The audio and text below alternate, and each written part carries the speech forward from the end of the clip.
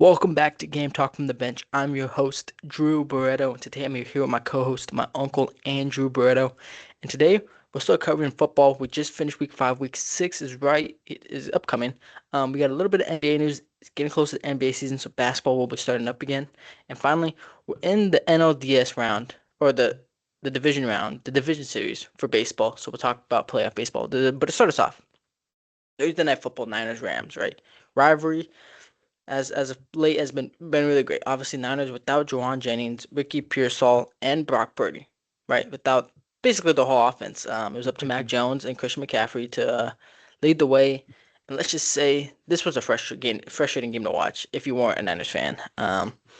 It was 14-0 at one point. Niners were winning. I couldn't believe they were winning. Rams obviously made a comeback. Um, Man, it was frustrating. I had picked the Rams on my 16 game for pickups. I was confident. I was like, they should win this game, right? I know Mac Jones has been great. Obviously Shanahan's system is great, but I was like, there's no way they win. There's no way they win this game. But the way the Rams are playing, there's no way the Rams lose this game. And they had This every was your number opportunity. 16. You said this was your number 16? Yeah, this is my Oh, number all 16 right. game. So you So rated this pretty high, like a lock. yeah, and it should have been a lock. It looked like a lock at one point too. I mean, if I was a Rams fan, I would have probably broken my TV because the Rams had every opportunity to win this game. I Yeah. mean, they're at the goal line. I personally thought Kyron Williams got a little bit greedy, tried to push it over, get to the end zone. He fumbles at the 1 yard line. Yeah. Unbelievable. Then they get opportunity, they get the ball back. Obviously, they kick the game time field goal. Goes to OT, right? Mind you, Matthew Stafford was having a great game. Puka Nacua has been one of the best, if not the best receiver this year. He was tearing up that defense, and then he got Devontae Adams going late in the fourth. But they were passing all over that Niners defense. Um, Now Rams win the coin toss in overtime. Kick it off to the Niners. And I want to say it didn't the whole game. The kicker was kicking, doing like those power kicks like into Mhm. the new zone. They have the new rule. It has to be in the new zone, landing zone. Oh, yeah. And he misses the kick. It was short. So Niners started off at the 40-yard line, basically primed Yeah, in it went field out goal of bounds, position. right? Didn't it go out of bounds? No, it just bounced before I believe the 30-yard Ah, line. okay. So, anyways, Niners started at the 40-yard line. They just needed 20 yards. They were in field goal range. They get into field goal range. Eddie Pinero hits a 30-yard field goal. Okay, they go up 26-23. Obviously now it's Rams' turn. They know it's four down territory. Deep 30-yard bomb to Tutu Atwell. They were well within field goal range. Right, there's about maybe I want to say 4 minutes left. Fourth and one. Mind you, like I said earlier, they were passing the ball all over the Niners defense. Fourth and one, they right up the middle and get stuffed, and they lose the game. I couldn't believe it when I saw that. Well, I said, "You yeah. you were carving up that defense. Matthew Stafford was carving up that defense, passing the ball, and you gave it to your running back who was struggling. I mean, he wasn't struggling. He did great. He had a couple touchdowns. Kyron Williams was good. Obviously, he had the big crucial fumble, but it's like you were passing the ball Yeah. extremely well, and they knew they were running the ball. I mean, you could tell easily by the way they lined up. I believe a timeout was even called before they even ran the play too, and they still ran the ball right up the middle. It's like, dude, they couldn't stop Wow, you. you really are mad about this game. Yeah, that like I remember I was about to start doing my laundry, and I'm like watching the end of this game, and I'm like, dude, there's no way the Rams just lost that game in that fashion. At least I Well, couldn't believe it. I'm gonna give credit to the Niners making just enough, big Oh yeah, plays, obviously, yeah. right, to eke this one out, to pull it hmm out. Mac Jones, he was beaten and battered, thrown to the ground, stepped on, and he still came through. Did just enough. 342 yards, two touchdowns to what is he? I think he's undefeated as the starter with the Yeah, he's 49ers. 3-0. He's 3-0 this year. Yeah, he's been on. I'll give credit where credit's due. The Niners Yeah, obviously, they played well enough to win this game. I'm just frustrated that the Rams lost in a game yeah, that they should have won. But yeah, no, they did well. Obviously, Christian McCaffrey's a big help, but that Shanahan system is just really built around helping your quarterback. And Kendrick Bourne obviously was a former yeah. Niner. Went to this Patriots. He's now back on the team. He obviously knows the system. I mean, he tore it up. He had 145 yards on believe 9 receptions. I mean, he was Mac Jones' number one guy. He was making big catch on third downs again after again. And he was Yeah, big all night. all night. He was big, and he was one of the main reasons why they won. And Niners squeaked out a win. They're 4-1, and with Purdy probably going to be out for a little bit. They said Kittle won't be back until maybe week 7. We'll see how the other two receivers are doing. Ayuk's reportedly practicing, but Niners are, for what they're dealing with, they're looking pretty good. And now it brings up the question: if Brock Purdy returns healthy, do you play Brock Purdy, or or with how well Mac Jones is playing? Depending on what week Purdy comes back, you could see Mac's record, and say, hey, we might just run it with Mac Jones. I mean, I know you paid Purdy all that money, but he struggled last year. He's been struggling a little bit this year, and Mac Jones has won just only 3 games thus far, and he just won a big game without two of your two of your best receivers. Yeah, big divisional win too. Yeah, I mean that, especially with the Rams and their high power offense, like you mentioned, so yeah, it's a huge win for the Niners. And if that comes up, I'm sure it's already on talk radio debating who they're going to start. And I'm going with Purdy. Purdy, that's his job. He got paid the big bucks, and it's just nice for the 49ers to have just this backup quarterback who's capable and ready to get in there. He's a little banged up himself. I'm sure they have some Yeah, he time was to dealing. I recover, believe he but was dealing with the little. He got banged up a little bit in that Rams game. But yeah, I mean it's great. I mean it gives Mac Jones an opportunity to, who knows, get a starting position. Next year. I mean we saw with Sam Darnold. Sam Darnold was a backup. yeah. For a few seasons, got the starting job due to an injury to JJ McCarthy in Minnesota, and then now he's playing great for Seattle. So yeah, maybe it's just a new opportunity for Mac Jones. So we'll see where it takes him. But Oh yeah. moving on to we had another game in London, 6:30 start. Psh, brutal. No one's waking up for that. But it was the Vikings and the Dylan Gabriel Browns. Dylan Gabriel started this game. They were winning this game. Obviously, I did not watch this game. I was not waking up at 6:30 in the morning, but I woke up in time to watch the end of the fourth. Um, Jordan Mhm. Addison didn't play the first quarter. I forget what the report was, but I thought I saw a thing saying he wanted to kind of like discover the city. So they benched him the first quarter. He didn't play, but he ended up making a game-winning touchdown. It was a nice play, nice throw by Carson Wentz over Denzel Ward, right to Addison. Um, and then Dylan Gabriel and the Browns, with not much time left, they couldn't go down and score a touchdown. So Dylan Gabriel's 0-1 for his career. We'll talk about this a little bit later more into the episode, but Joe Flacco got traded. So Shadur Sanders is Right. now QB too. So like I said, we'll talk about that later. But yeah, Dylan Gabriel is currently 0-1 as a starter. We'll see how he does this upcoming week. But that was that 21-17 Vikings win. Still no update on JJ McCarthy and when he'll be back. But like we said, it's with Carson Wentz, if he continues to play well. He didn't play that well against the Steelers the week prior, but we'll see how he does until McCarthy returns.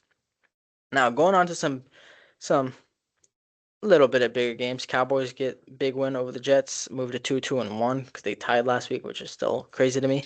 Um, Saints get their first win against the the Jackson Dart Giants. Danny Dimes and the Colts demolished the Raiders. That was a tough watch as a Raiders fan. I just wanted to turn off all the TVs in the sports bar we were at, but I couldn't. Yeah. Colts dominate 40-6. Panthers get a huge win over the Dolphins. Uh, they move on to 2-2. Mike McCarthy's on the hot seat in Miami, but that's a good offensive coordinator or head coach possibly to have on your team. Broncos get the big comeback win against the Eagles. Eagles are now no longer undefeated. Texans blow out the Ravens. Obviously, Ravens without half their team, probably more than half their team, to 44-10 Ravens. Titans get their first one of the year against the Cardinals. Cardinals kind of became combobulated at the end. Another drop touchdown at the goal line. These guys are just dropping the ball before the goal line. I didn't know I was watching college football. I used to see that all the time on college. Now I'm seeing the NFL. I didn't know I was back in like 2010. But we'll talk about more about that situation later because that comes part of our news. And then we had another great game, a game I didn't watch, and I'm upset I didn't watch.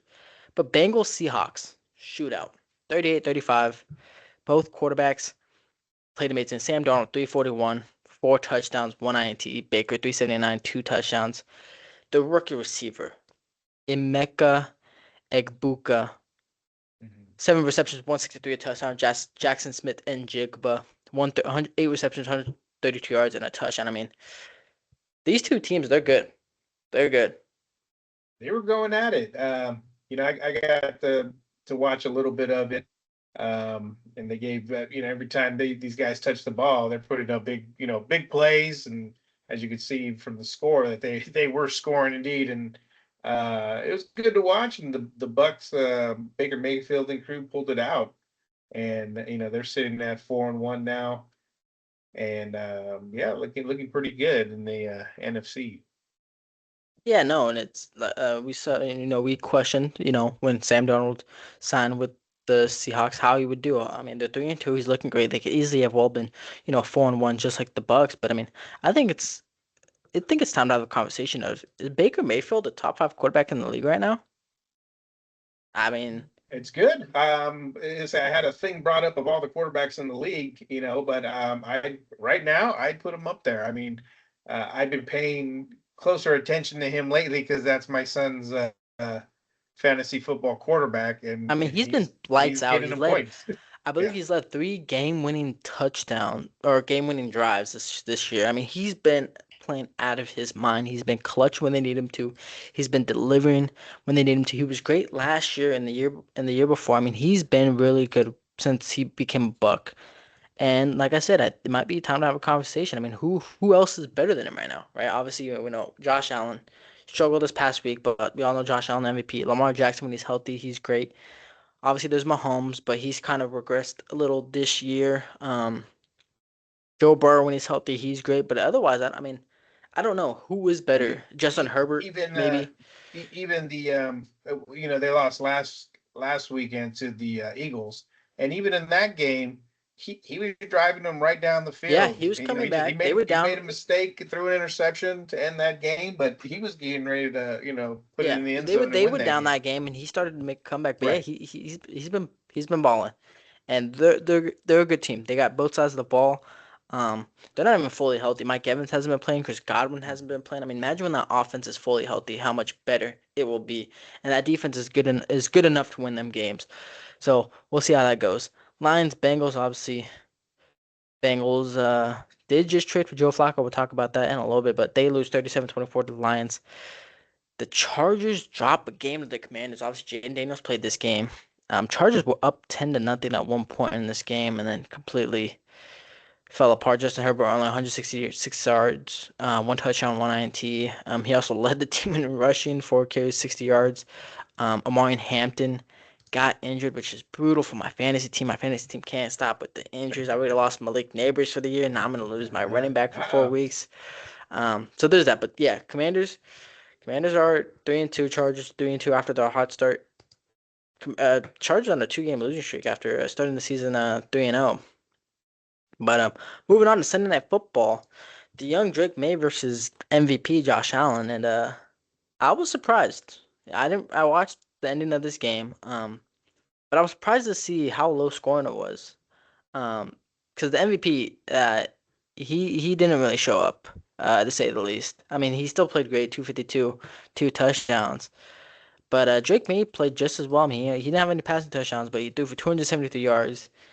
And let's just say Stephon Diggs had a revenge game. 10 Yeah, receptions, it 146 was a good game. yards. It was a Right. close game. But Yeah. I mean, It was something where, yeah, Diggs was, you see him just going up and down the sideline, just pumping everybody up, and so it meant a lot more to the Patriots, and they were, even when the Bills got the ball, it looked like they were easily just driving down the field. yeah. But the Titans just made a lot more plays and pulled out a huge victory. I mean, especially for the confidence of a young quarterback there, May, and yeah, Diggs was part of that and his revenge game, and he diced up the Bills pretty good. Yeah, no, and the pitchers are out there too. They in the division they could easily have a shot to go to the playoffs. I mean, they've been playing well. Obviously dropped week 1 of the Raiders in a game which they could have won, but obviously week 1, it's tough for any team to win. You don't know how the year's gonna go, new team and things like that. But yeah, I mean they're looking great. However, for the Bills though, I mean Dalton Kincaid six receptions, 100 yards. Obviously he's a great tight end, but they're lacking receiver there. I was watching the end of that game and their guys couldn't get open. There was a clip of Josh Allen missing a touchdown, but I mean, like I said, the receivers they couldn't get open. But obviously, Patriots defense is really good. Give credit there. Christian Gonzalez, really good. They spent money on that D line this past offseason. But yeah, the receivers couldn't get open. Josh Allen, um, he just couldn't get it done. The Patriots were able to drive down, blow the clock, kick a game-winning field goal, and the Bills just Yeah. didn't have time to do anything. With 15 Yeah, there seconds wasn't left, yeah, enough they kicked time the for them to field do goal. anything. Yeah, And yeah. but I mean, looking at the team stats, I mean, the Bills beat them in rushing yards by about 40. But yeah, it was just a great offensive game, great defensive game, low scoring 23-20. But yeah, big win for Drake May and the Bills. It was just I once again was not a game that I picked correctly. I picked the Bills to win. I thought they were gonna win, and makes me start thinking. I think I got told by my committee that I got taken off the pick'ems, so I'm not doing pick'ems no more. At least I mean I'm part of the team, but I'm not making the picks, so we'll see how that Yeah, that's goes. it. It's been a They're not listening to you anymore, it's been right? a couple of rough weeks this past couple of weeks. Yeah. A lot of teams not winning that I want to Well, win. you're probably. It's funny because you're probably not the only one. I mean, I don't think people pick the Patriots. I don't think people picked. No, and the What crazy was the thing other is one? The the Niners. Niners. Yeah, Yeah. only like 8 people picked the Yeah. Niners. That was one thing. Only 8 people had picked the Niners out of like Yeah. a little almost 300 people that's in the thing. Only 8 of them picked the Niners. So yeah, Jeez. And the Broncos too. The Broncos had a rally to come back at, yeah. against the Eagles and everybody. Right now, I was just about to say. I mean, who's the dominant team in the NFL right now? I mean, it seems like here's that It might be the cliche. team. It could possibly be the team we talk about in Monday Night Football. But speaking of Monday Night Football, Okay. I called the upset. I said Jags over Chiefs Uh-huh. last week. You could go back to the episode. You Um, got this one. I got this one. They were Wow. up. They were Okay. up. And it was a tie game. It actually looked like the Chiefs were going to win it. They were down at the 5 yard line. They were about to score a touchdown.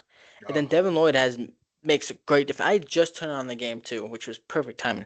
I just got done with my work. I was like, I'm gonna put the game on. Boom. Devin Lloyd picks off Mahomes. Not only did he pick off Mahomes, he took it yeah. back 99 yards for a touchdown to give him a 24-14 lead. I mean, he was amazing. He read Mahomes like a book. And it's funny because it's kind of the thing you see in Madden. He looked like he was going to blitz, took the step forward, came instantly back, Mhm. picked him off, took it the other way. Then they got a 3-and-out, and then they had the ball. And then the Chiefs had a little bit of their magic. The refs were on their side. What should have been a PI leads to a Trevor Lawrence pick. 40 seconds later, the Chiefs scored. They tied up 21-21. Yeah. Um, and then I'm blanking on what happened in this game. Um, yes. And then Jags get the ball back. They come back. They kick a field goal. Go up 24 to 21. And then the Chiefs with a minute 45 left, they score a Kareem Hunt touchdown. To put themselves up 28 to 24. And then big pass. I mean, 3rd and 10. Trevor Lawrence delivers a dot to Brian Thomas for about a 30-yard gain. Gets them in business. And then they get a PI call in the end zone. So they're at the 1 yard line. And the craziest thing happened. Trevor Lawrence snaps the ball. He falls to the ground. I saw this happening. I was like, oh my goodness. And then he proceeds to get up. Normally, when you fall to the ground, you get up, you throw the ball away. He got up and Yeah. took it himself to the end zone and scored a touchdown. And with 15 seconds left, the Chiefs couldn't get in field goal range. He had a little And juke move. He had like a yeah, tiny juke move. He dove in there and he did. He was a great I know 221, he one just turned. touchdown. He had two Yeah, rushing he turned touchdowns. that play.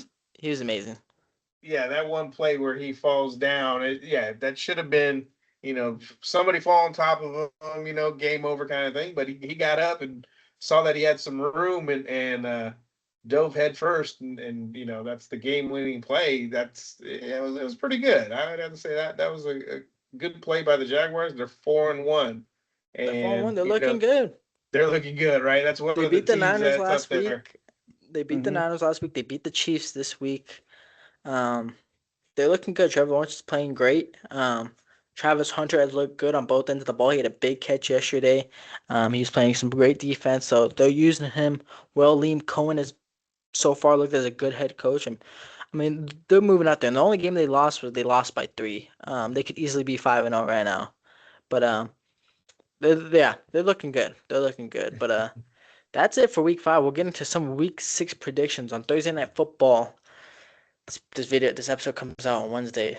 So yeah, we'll see this. But Thursday Night Football, we had Eagles Giants. I think, after a tough loss against one of the better defenses in the league, I think the Eagles and Saquon are gonna. I'm not even confident in my picks. I'll say it, and then somehow the Giants will win. But I'm gonna go.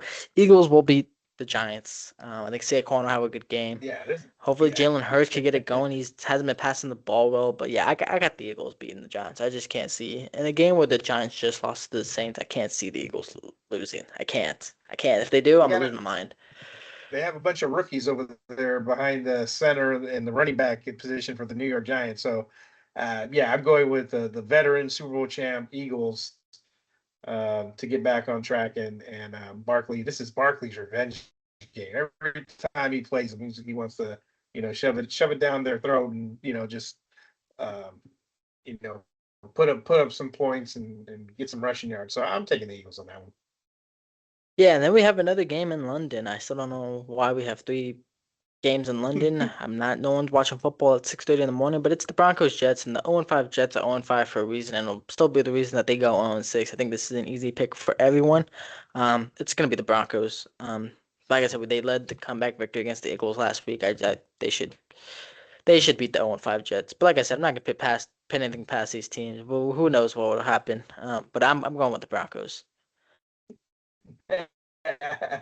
They have to get their first victory sometime. I would think. I don't think you go. What is it? 0-17 now, or whatever it may be. Yeah. But yeah, I don't think it's this week at the Broncos. They're riding high off of their comeback victory. So I'm taking the Broncos too.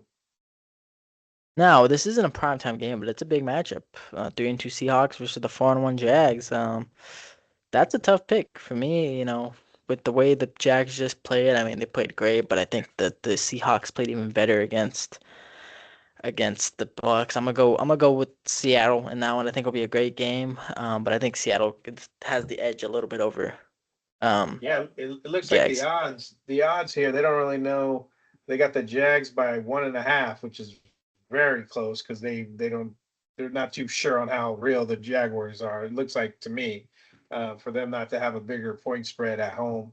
But I am taking the Jaguars. I think especially off a big win against the Chiefs. This is kind of like they're feeling good beating the Chiefs. One of those teams that's always been either in the Super Bowl or in the playoffs, exactly where the Jaguars want to be.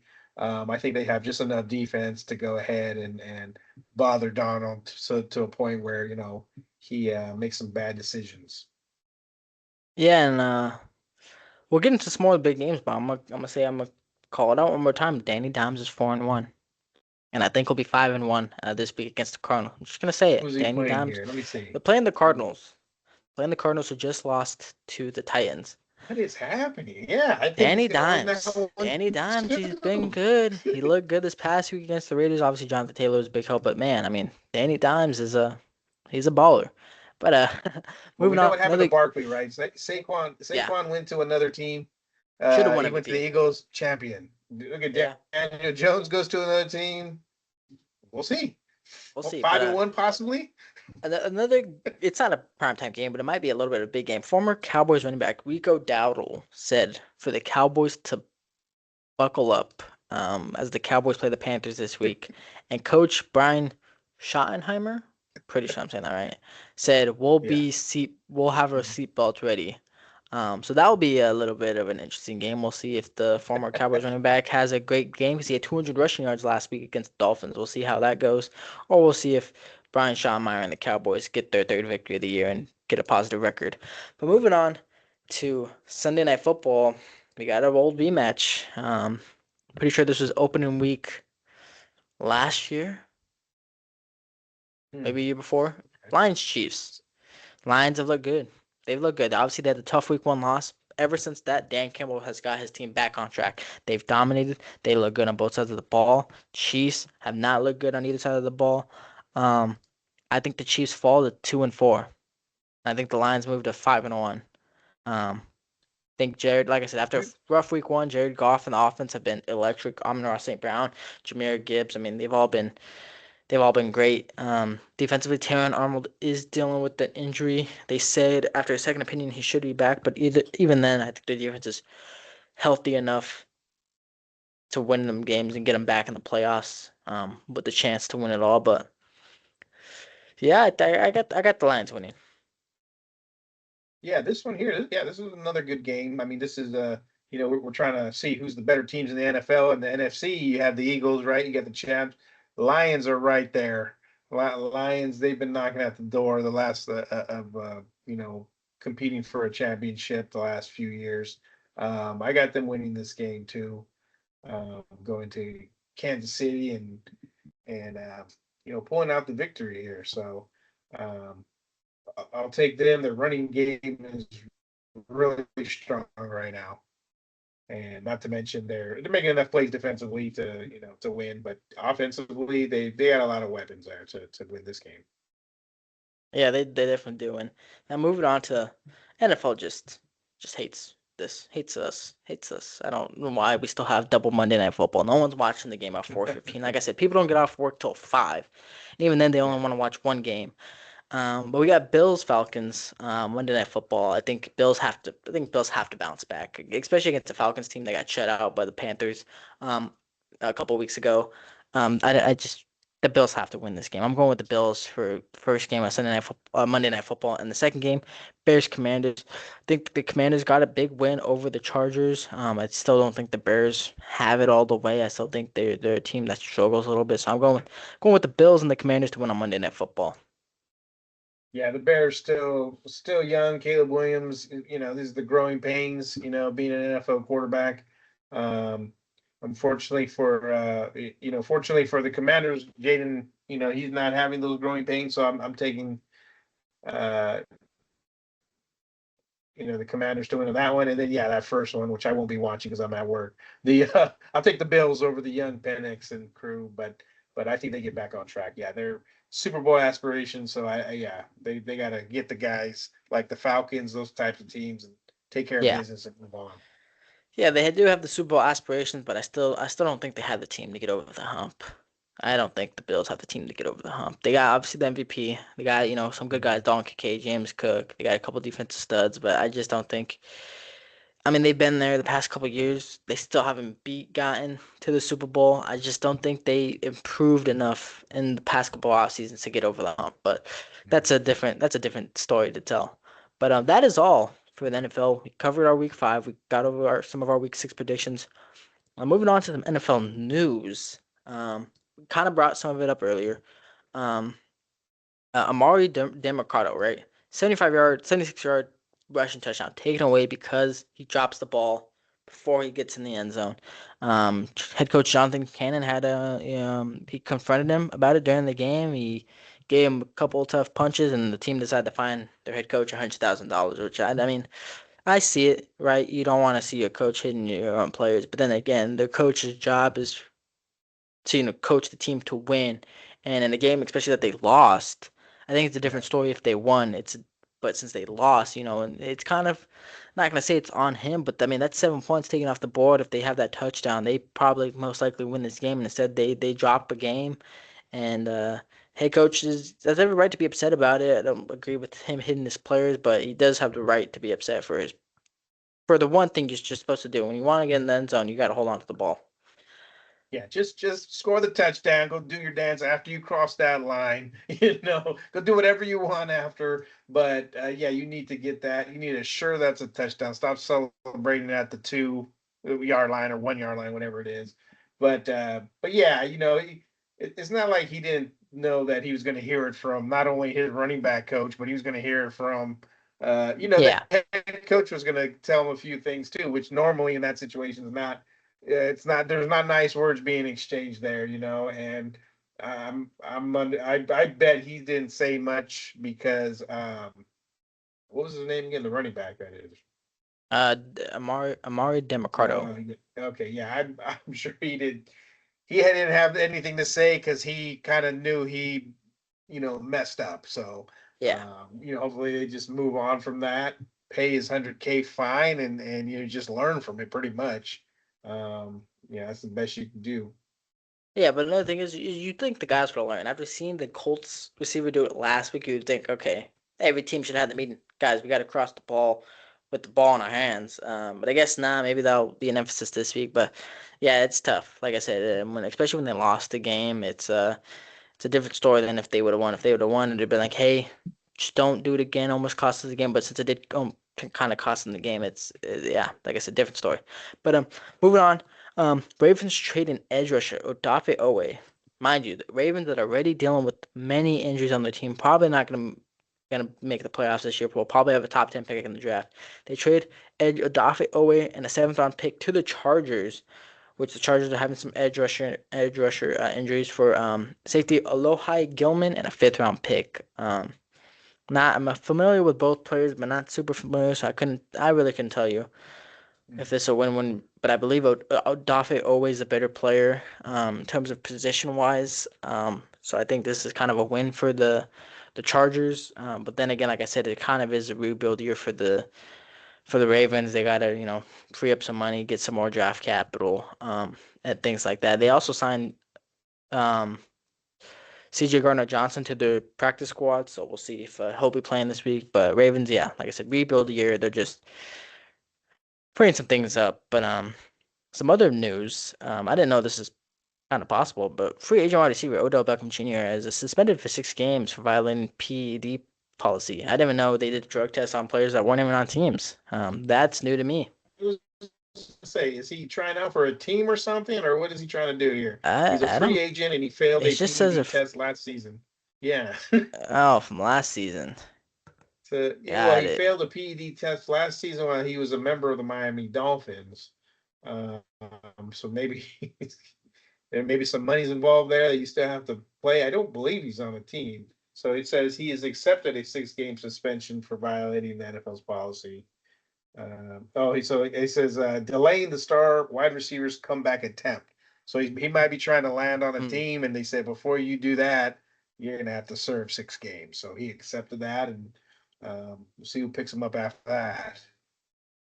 Yeah, we'll see. But 6 weeks, that's a lot. I've been different if you started at the start of the year, but now we're already 5 weeks in. I won't Well, be able to come they have back. a few. They have some some teams that are identified as him joining the Steelers, Chiefs, Rams, Giants. So we'll see. There's all these Yeah, people that are in need of playmaker. If he is still a playmaker, I don't think he's really. yeah, we'll see. We don't. He hasn't played that much the past couple of years. We'll see Yeah, if he still got some juice left in the tank. But it was tough after he tore his ACL in the Super Bowl with the Rams. He was playing great that game. But yeah, we'll see what he's got. We'll see if the team signs him in Week 12. But final NFL news is we talked about it. Browns traded Joe Flacco to the Bengals. Obviously, the Bengals um running it with Jake Browning haven't won a game besides the game in which Joe Burrow left early on. They trade for Joe Flacco. He'll probably take the starting position, which means Shedeur Sanders is now quarterback two. he's So working that his gives him way up, working his way up. they traded guys to get him in that. So Yeah, he'll definitely be the backup.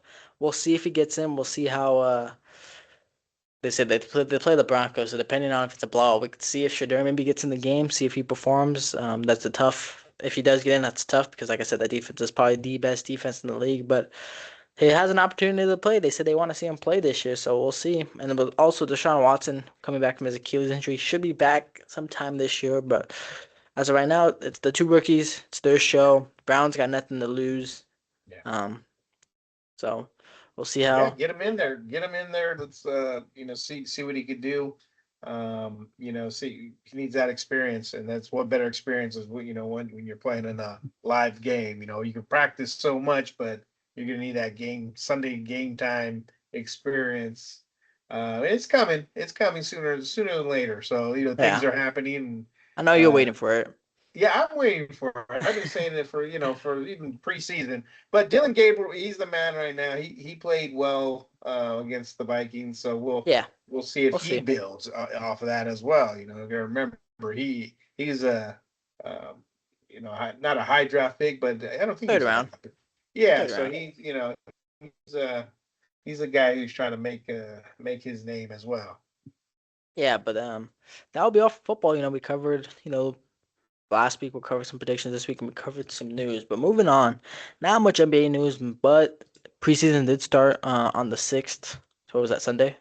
No, it says yesterday. No, the preseason started on Sunday, I thought. The Warriors and Lakers played. Yeah, But the anyways, preseason Warriors and started. Lakers. Preseason that started. LeBron did not retire. He was just doing a Hennessy ad. I know everyone saw the social media thing. No, I didn't Um, see it. it I've was heard like about the it was like the second decision or something, and it was just a Hennessy ad. It was just an ad for Hennessy. People thought it was for Prime Day because he did a prime or an ad for Prime Day, but it was just for Hennessy.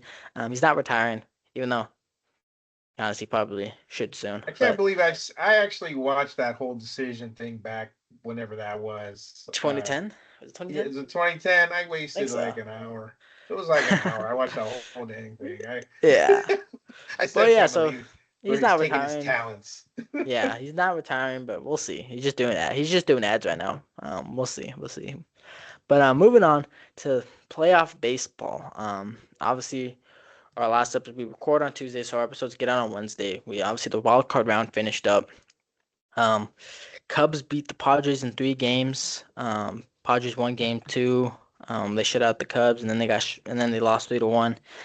In a tough game for the Padres. I know, like I said, I know this is kind of old, but strike three got called. That was below the zone. We all talked about it, how the ABS challenge system will be coming up. Padres could have had bases loaded and could have potentially tied the game. Instead, they followed the Cubs and get eliminated. The Cubs move on to play the Brewers.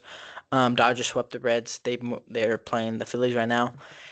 Red Sox dropped the series to the Yankees. They're currently playing the Blue Jays, and then the Tigers beat the Guardians and are currently playing the Mariners. Now, game one of the division series was Saturday. Brewers blew out the Cubs 9-3. Blue Jays blew out the Yankees 10-1. They were looking dominant. Phillies dropped Dodgers came back to beat the Phillies in game one and won 5-3. Tigers upset the Mariners in game one to win 3-2. And then game two was on Sunday. I was watching all these games, so I know a lot about it. Um, Blue Jays, I thought, were blowing out the Yankees until the Yankees hit a couple late game garbage time home runs. They brought it 13-7. Blue Jays take a 2-0 series lead. Game three is currently on. Mariners, Tigers. Oh, by the way, game one of the Mariners Tigers went to the 11th inning. Remember, no base runner starts at second when extra inning starts. So, but the Tigers ended up taking game one. Game two, on the other hand, Tariq Skubal on the mound. Jorge Polanco, 2 home runs off Skubal. And then Cal Raleigh hits a leadoff double, and Julio Rodriguez brings him in. They win 3-2 to tie the series. And yesterday, Dodgers up 4-0. Phillies try to make a comeback. They fall short. They drop the series 2-0. Um, elimination game tomorrow. Dodgers could be moving on to the NLCS for the second consecutive year, and Phillies just can fall short again. Brewers beat the Cubs yesterday 2-0, 7-3. They've looked like the best team in baseball, like they have all year. Their pitching has been great. Their hitting's been even better. Um, and the Cubs team just isn't looking the same like it did against the Padres. But today, I honestly thought the Mariners game was later, but it ended. Mariners win, beat the Tigers 8-4, and they take a 2-1 series lead, and have the chance to move on to it's not the NL, the ALCS, and face potentially the Blue Jays or the Yankees. And like I said, the Yankees Blue Jays game three is currently on. Blue Jays led this game 6-1.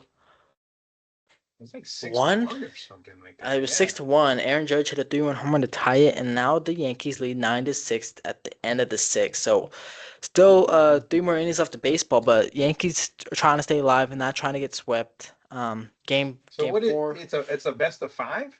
best of five. So first to three, Okay. first to So three Blue wins it, and then Jays could have probably sent them home today. yeah, they could. I mean, they still can, but yeah, it's best of five, and then the next series is best of seven, and then obviously the World Series is best of seven.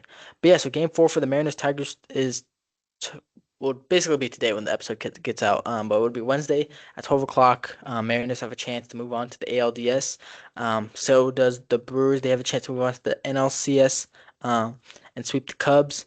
Um, no matter what happens today, unless if the Yankees win, then there's a game four tomorrow. in New York. Blue Jays have a chance to, if they lose tonight, have a chance to beat them tomorrow. And then tomorrow, the Dodgers have a chance to knock out and sweep Philadelphia. Or Philly has a chance to force a game 4 and stay alive and try to win 3 in a row, which will be very difficult, especially after how well their starting pitchers have done the first 2 games, and their bullpen has just dropped the first 2 games. It'll be tough for them to win 3 in a row. But after seeing the Boston Red Sox beat the Yankees in the 2003 2004 comeback, I watched that documentary on Netflix. That's great. You guys should watch it. Anything is possible. Anything is possible. But that is all for today. Thank you all for tuning in. I'd like to thank my co-host, my uncle, for joining me today. Um, don't forget to follow us on our socials. We're on Instagram, TikTok, YouTube, and Spotify. Like, subscribe, and comment on what you guys want us to talk about. And until next time, stay ready.